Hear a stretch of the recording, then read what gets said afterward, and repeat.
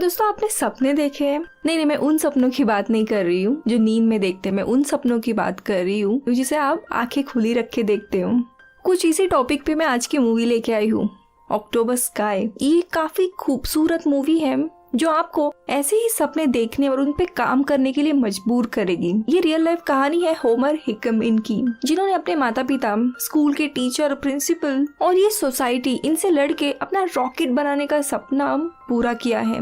इन्होंने आगे जाके इस एक्सपीरियंस पे रॉकेट बॉयज नाम की किताब भी लिखी थी। उसी पे ये फिल्म बेस्ड है, ऑक्टोबर स्काई। मूवी के डायरेक्टर है जो जॉनस्टन और कास्ट है Jake Gyllenhaal, Chris Cooper, Laura Dern, Chris Owen and so on. So movie की कहानी शुरू होती है कोलवुड नाम के छोटे से गांव में। मूवी का समय है 1957। इस गांव का नाम कोलवुड इसीलिए है क्योंकि यहाँ पे सारे कोल में काम करने वाले माइन वर्कर्स रहते हैं। उसी में हम जॉन के फैमिली को देखते हैं जो माइन के सुपरिटेंडेंट थे और यही एक्सपेक्ट कर रहे थे कि उनके दोनों बच्चे भी उनकी पोजीशन ले एक ना एक दिन। अब इनके बड़े बेटे जिम को फुटबॉल की स्कॉलरशिप मिलती है और कॉलेज में एडमिशन मिलता है, तो रह जाता है होमर। उसी के थ्रू वो अपना सपना पूरा करने की कोशिश कर रहे थे, लेकिन होमर को भी कुछ अलग करना था। अब समय आता है 1957 का, जिसपे सोवियत यूनियन ने स्पुतनिक, ये सबसे पहली आर्टिफिशियल अर्थ सैटेलाइट लॉन्च की थी और यही न्यूज हर जगह फैली हुई थी। अब ये सैटेलाइट इनके गांव से गुजरने वाली थी। रात के समय में गांव के सारे लोग इकट्ठा होकर स्पुतनिक सैटेलाइट को देखने के लिए एक जगह आते हैं। होमर जब स्पुतनिक को देखता है तब वो देखते ही रहता है। अब दोस्तों, यहाँ पे शहर के बाकी लोगों के लिए ये आसमान से जाती हुई एक लाइट थी, लेकिन इसी पल में होमर के सपने जन्म ले रहे थे। वो मन ही मन में अपना फ्यूचर बना रहा था और वहीं पे वो डिसाइड करता है कि उसे बस अब एक रॉकेट बनाना है। और इसी एक्साइटमेंट से वो घर आता है और अपने फैमिली को बताता है कि मैं रॉकेट बनाने वाला हूँ। और जैसे कि हमारे पेरेंट्स रहते हैं, वैसे ही होमर के पेरेंट्स भी उस पे हंस देते हैं और कहते हैं कि प्लीज ये सब अपने दिमाग से हटा दो। जॉन यानी उसके पिता तो सीधा कह देते कि ये बेवकूफी भरा काम ना ही करे तो अच्छा है और स्कूल के बाद माइन में काम करो मेरे साथ। वो अपने दोस्त रॉली और सरमन को लेके ये पूरा रॉकेट बनाने का प्लान तैयार करता है और कुछ एक अटेम्प्ट भी करता है, लेकिन वो क्रैकर्स की तरह जमीन पे ही फट जाता है। अब इसके बाद होमर अपने क्लास के टॉपर कॉन्टीन से बात करता है क्या उसे रॉकेट बनाने की जानकारी है। दोस्तों, कॉन्टीन का मैथ्स काफी अच्छा था, वो काफी होशियार था और उसे रॉकेट इंजीनियरिंग में काफी इंटरेस्ट भी था। तो वो होमर के इस प्रोजेक्ट में इंटरेस्ट लेता है और ये चारों फिर काम करने लगते हैं और काफी मटेरियल इकट्ठा करने के बाद ये लोग एक छोटा सा रॉकेट बनाते हैं जो लॉन्च होते ही सीधा जॉन के माइन के यहाँ पे आके फट जाता है। जॉन को काफी गुस्सा आता है और अपनी ही बेटी की वो बेइज्जती करता है 4 लोगों के सामने और उसे वार्न करता है कि ये सब छोड़ दो। अब अगले दिन ये चारों भी डिसाइड करते हैं कि यहाँ पे ये काम करना सेफ नहीं है, तो इस टाउन से कुछ 15-16 किलोमीटर दूर एक ओपन ग्राउंड था काफी बड़ा, वहाँ पे जाके ये लोग काम करना शुरू करते हैं स्कूल के बाद। इसी दरम्यान स्कूल में इनकी एक टीचर रहती है मिस राइली। वो अनाउंस करती है कि एक बहुत बड़ी साइंस फेयर होने वाली है जहाँ होशियार बच्चों को अपने आविष्कार भेजने रहेंगे और वैसे स्टूडेंट्स को स्कॉलरशिप भी दी जाएगी कॉलेज के लिए। अब होमर को बस एक मौका चाहिए था अपना ये आविष्कार प्रेजेंट करने के लिए और वो मिस रैली को बताता है अपनी बात। तो वो कहती है कि देखो, रॉकेट बनाने के लिए मैथ्स भी काफी इम्पोर्टेंट है और मैथ्स तुम्हारा स्ट्रॉन्ग पॉइंट नहीं है। अब ये बात होमर के दिल को छू जाती है। वो दिन रात एक करता है और रॉकेट साइंस, उसके थेरीज, मैथ्स, ये सारी चीजें पढ़ने लगता है ताकि कोई भी कसर ना छूटे। और हर रोज स्कूल के बाद इनका ये एक्सपेरिमेंट चल रहा था। इनको सक्सेस अभी भी मिल नहीं रही थी। इनका रॉकेट कहीं पे फट जाता था तो कभी उड़ान ही नहीं भरता था। पूरे टाउन के लोग इन चारों का मजाक उड़ा रहे थे। रॉकेट बनाने के लिए इनको लोहा, फिर उसको वेल्डिंग करने की जरूरत थी, ऐसी कई सारी चीजें चाहिए थी, लेकिन इनके पास तो पैसे नहीं थे। तो होमर के एक अंकल थे बाइकॉफ्स्की, वो उसकी मदद करने के लिए तैयार होते हैं। लेकिन अगले ही दिन जॉन को ये बात पता लगती है, उन अंकल को माइन के काम पे लगवाता है, जिसके कारण वो इसकी कोई मदद ही नहीं कर सकते। अब एक दिन उस ग्राउंड पे ये लोग अपनी रॉकेट की टेस्टिंग कर रहे थे। उसी दरम्यान इस छोटे से गांव का एक आदमी बोल्डन और उसके बच्चे आए होते हैं ग्राउंड पे। बोल्डन भी माइन में काम करने वाला एक वेल्डर था। अब इनका रॉकेट उड़ान भरने के बाद बार बार फट रहा है, तो बोल्डन ये चीज देखता है और उन्हें कहता है तुम लोगों को एक अच्छे लोहे की जरूरत है। वो महंगा तो जरूर होगा, लेकिन उससे तुम्हारा रॉकेट की जो नोजल है वो जलेगी नहीं उड़ान भरने के बाद। अब इनके पास पैसे नहीं थे, तो काफी प्लान करने के बाद ये चारों भी पुराने बंद रेलवे ट्रैक के यहाँ पे जाते हैं एंड वो पूरा ट्रैक निकालने की कोशिश करते हैं, क्योंकि वैसे भी वहाँ ट्रेन चल नहीं रही थी। तो ये मस्त एक ट्रैक का जो स्लॉट रहता है वो निकालते हैं एंड काफी थकने के बाद, क्योंकि वो बहुत हेवी रहता है, तो थकने के बाद वहाँ पे बैठ जाते हैं। और दोस्तों उसी दरम्यान उन्हें ट्रेन की आवाज आने लगती है, दूर से ट्रेन आ रही थी। ये लोग बहुत डर जाते, ट्रैक को वापस लगाने की कोशिश करते, लेकिन समय कम था, इसीलिए फिर ट्रेन को रोकने के लिए उसी ट्रैक से आगे जाते हैं। ट्रेन सामने से आ रही थी, पॉन्टिन तो मानो बेहोश होने वाला था, लेकिन तभी वहाँ पे एक डाइवर्जन था और ट्रेन अपना रूट बदलती है, यानी ट्रेन एक दूसरे ट्रैक पे जा रही थी और इन लोगों का मजाक बन जाता है। अब फाइनली इनको एक अच्छे क्वालिटी का लोहा मिलता है। माइन का जो वेयर हाउस था वहीं पे बोल्डन इनकी काफी हेल्प करता था। उस लोहे को रॉकेट में बदलने के लिए जो वेल्डिंग का काम था उसी के मदद से हो रहा था। वो एक अच्छी खासी नोजल बना के देता है उनको।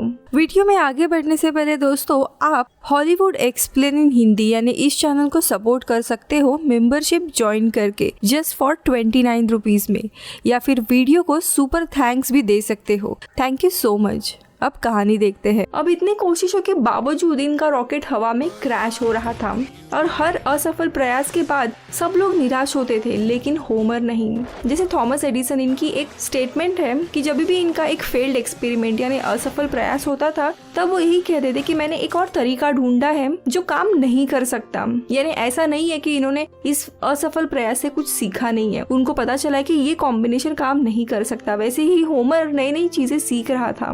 एक दिन होमर का भाई जिम होमर का मजाक उड़ाने के लिए इनकी टेस्टिंग साइट पे उसके काफी सारे दोस्तों को लेके आता है। अब ये बात जब मिस रैली को पता चलती है तब वो भी इनकी टेस्टिंग साइट पे आती है उसका रॉकेट देखने के लिए। अब इनका लॉन्च शुरू होता है। अब मन ही मन में ये सब लोग डर रहे थे कि लोग अभी हंसेंगे, क्या होगा, और तभी वो अपने इस रॉकेट को लॉन्च करते हैं एंड दोस्तों वो रॉकेट सीधा आसमान में उड़ान भरता है और वो फटता नहीं है, यानी ये नया नोजल जो था वो काम कर गया था। ये देखने के बाद सब लोग खुश हो जाते हैं। इनफैक्ट मिस रैली भी आके इन सबको शाबाशी देती है एंड कहती है कि कुछ होप है तुम्हारे लिए उस साइंस प्रोजेक्ट के लिए। मिस रैली काफी खुश थी, इसीलिए होमर को एक रॉकेट साइंस की किताब देती है एज अ तोहफे में। और इसी दरम्यान स्कूल के जो प्रिंसिपल थे मिस्टर टर्नर वो आके ये चीज देख लेते हैं एंड रैली को कहते हैं कि देखो हमारे स्कूल में सिर्फ फुटबॉल की स्कॉलरशिप के लिए ही लोग आते हैं, तुम्हारा काम यही है कि उन 1% बच्चों के ऊपर ज्यादा ध्यान देना जो फुटबॉल स्कॉलरशिप लाएंगे। बाकी बच्चे वैसे भी कोल माइनर्स बनने वाले हैं, इनके पीछे अपना दिमाग मत वेस्ट करो।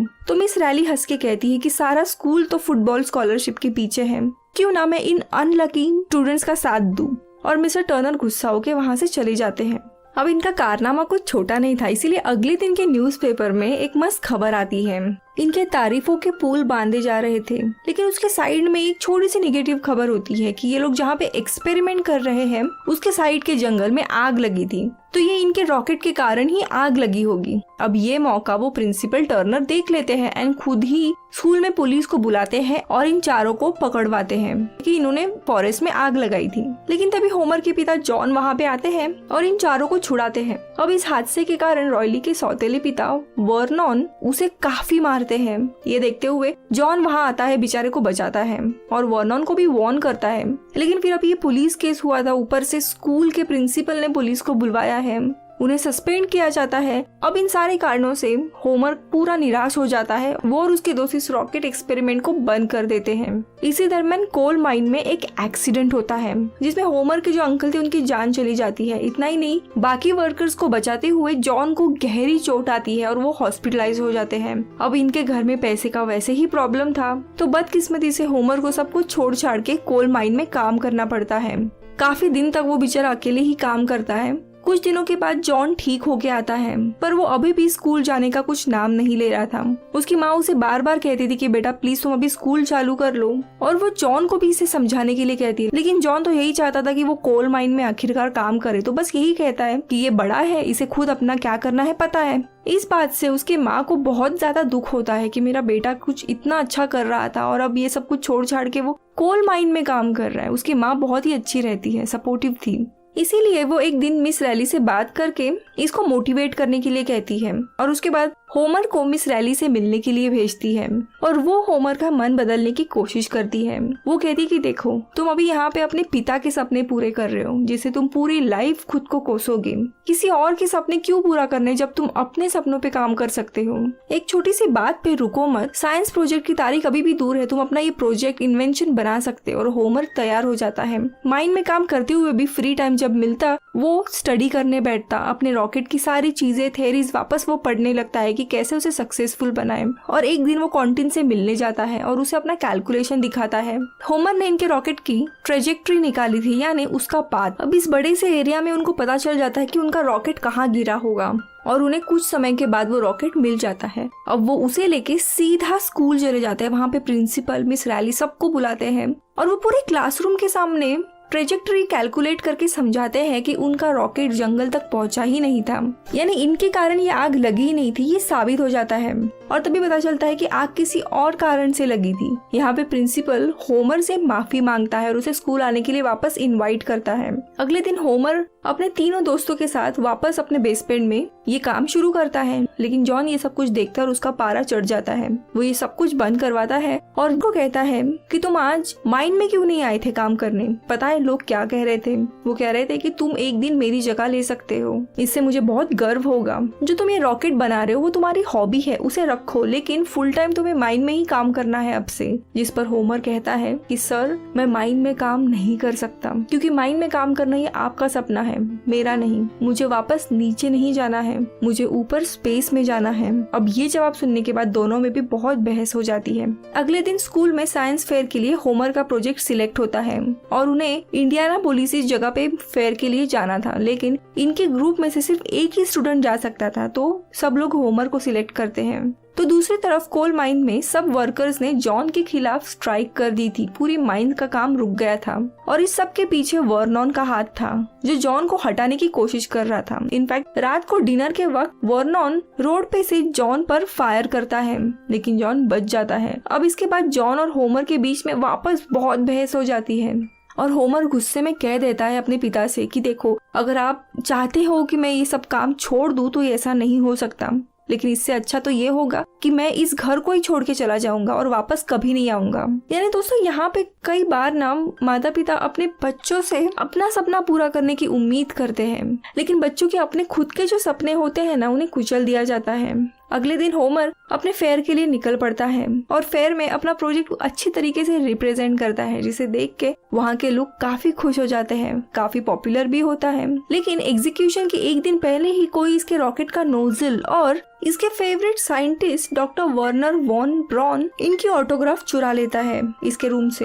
अब ये इमीडिएटली घर पे पैनिक स्टेट में अपने माँ को कॉल करता है और अपने दोस्तों को कॉल करके कहता है, जो इनके बोल्डन अंकल थे जिन्होंने नोजल बनाया था, उनको कैसे भी कॉल करके एक रात में नोजल बनाने के लिए प्लीज रिक्वेस्ट करो, क्योंकि ये पॉसिबल ही नहीं था। ये सारी मशीन्स माइन की थी और वो बंद करके रखी थी स्ट्राइक के कारण, जो जॉन के खिलाफ चल रहा था। अब बेटे को मुसीबत में देखने के बाद होमर की माँ जॉन को कहती है कि भाई देखो, अभी बेटा अपना मुसीबत में है, क्यों ना तुम कोल वर्कर से माफी मांग के स्ट्राइक उठाने को कहो, ताकि फैक्ट्री चालू होगी और नोजल बन जाएगा। लेकिन जॉन नहीं मानता, तो वो काफी गुस्सा हो जाती है कि अपने बेटा इतना ऊपर पहुंचा है, फिर भी ये इंसान उसका सपोर्ट नहीं कर रहा है। तो वो कहती है कि तुम अगर यहाँ पे अपने बेटे के साथ खड़े नहीं हो पाए ना, तो मैं तुम्हें छोड़ के चली जाऊंगी। मैं अपने बेटे के साथ ऐसा होते हुए नहीं देख सकती। अब ये अपने पत्नी से अल्टीमेटम सुनने के बाद जॉन वर्कर की माफी मांगता है और बोल्टन से वो पार्ट बनवाने की रिक्वेस्ट करता है। वो बेचारा पूरे एक रात में नोजल बनवा देता है और टाउन के कई सारे लोग मदद के लिए आते हैं और वो नोजल होमर तक पहुंचा देते हैं। अब अगले दिन एग्जीक्यूशन होता है और होमर को इस साइंस फेयर में फर्स्ट प्राइज मिलता है, गोल्ड मेडल। इनफैक्ट दोस्तों, यहाँ पे मेडल देने के लिए डॉक्टर वर्नर वॉन ब्रॉन ही थे, जिन्होंने स्पुतनिक पे काम किया था। यानी होमर के जो फेवरेट साइंटिस्ट थे वही थे, लेकिन उस बेचारे को पता ही नहीं था कि वही है जिनका ऑटोग्राफ चुराया गया था। होमर घर पे वापस आ जाता है, सब लोग उसका स्वागत करते हैं और तभी उसकी माँ उसे बुरी न्यूज देती है कि इसकी जो टीचर थे, टीचर रैली, वो भी हॉस्पिटलाइज्ड हुए हैं, क्योंकि उनको ब्लड कैंसर हुआ है। वो उन्हें हॉस्पिटल जाके मिलता है, बहुत दुखी होता है क्योंकि यही वो टीचर थे जिन्होंने इसे एक होप दी थी। अब इसके बाद होमर अपने पिता से मिलने के लिए जाता है, लेकिन जॉन अभी भी इस पे नाराज था। इनफैक्ट वो इसे ताना मारते हुए कहता है कि मैंने सुना तुम अपने हीरो यानी उस साइंटिस्ट से मिले और तुम्हें पता ही नहीं था वो कौन था। तो होमर चुपचाप वापस आता है और उनसे कहता है कि सर, हम दोनों कई बार एक दूसरे की तरफ देखते भी नहीं हैं। हम दोनों के विचार अलग अलग हैं क्योंकि आपको लगता है कि मैं अलग हूँ, आपकी तरह नहीं हूँ। लेकिन यहीं पे आप गलत हो क्योंकि पापा मैं एग्जैक्टली आपकी तरह ही हूँ। हाँ, डॉक्टर ब्राउन अच्छे साइंटिस्ट हैं, लेकिन वो मेरे हीरो नहीं हैं, आप हो। और वो वहाँ से चला जाता है। दोस्तों, इन्होंने सबसे बड़ा रॉकेट बनाया था जिसको नाम दिया था मिस रैली, यानी उनके टीचर का नाम। उसका लॉन्च डे था, पूरे गांव के लोग वहाँ पे आए थे। वो अपने माता पिता को थैंक यू कहता है और तभी सामने से उसके पिता यानी जॉन आते हैं। उन्होंने आज तक एक भी इनका रॉकेट का लॉन्च नहीं देखा था, इसीलिए जो बटन रहता है वो प्रेस करने का ऑनर वो अपने पिता को देता है और दोनों भी साथ में वो बटन प्रेस करते हैं। दोस्तों, ये रॉकेट काफी ऊंचाई तक उड़ान भरता है, 30,000 फीट से ज्यादा, यानी माउंट एवरेस्ट से भी ज्यादा ऊंचाई पर ये जाता है। और आखिरी में जॉन अपने बेटे के कंधे पे हाथ रखता है, यानी वो प्राउड फील कर रहे थे। तो ये थी कहानी होमर की, जिन्होंने आगे जाके मिलिट्री में जाके वियतनाम वॉर लड़ा और उसके बाद नासा के इंजीनियर बने और कई सारे बुक्स भी लिखे अपने एक्सपीरियंस पे। दोस्तों, यहाँ पे जो टीचर थी मिस रैली, वो बहुत ही अमेजिंग टीचर थी, लेकिन सिर्फ 32 साल की उम्र में ही उन्हें अपनी जान गंवानी पड़ी थी कैंसर के कारण। दोस्तों, कई सारे स्कूल ड्रामा मूवीज आके गए हैं जो हमें मोटिवेट करने की कोशिश करते हैं, लेकिन ये मूवी एक अलग स्टैंड रखती है अपना। पता है क्यों? क्योंकि ये मूवी ना बहुत ज्यादा रिलेटेबल है। मतलब कैसे स्कूल में एक एवरेज बच्चे को इतना इम्पोर्टेंस नहीं दिया जाता है, वेराज बच्चे कुछ आउट ऑफ बॉक्स सोचना चाहते हैं और पेरेंट्स उन्हें रोकते हैं। या फिर मिस रैली जैसे कुछ टीचर जो हमेशा पॉजिटिव इम्पैक्ट डालती है स्टूडेंट्स पे। अगर आपको ये वीडियो पसंद आए तो प्लीज इसे लाइक कीजिए एंड मैं मिलूंगी आपसे अगले वीडियो में। तब तक के लिए बाय बाय।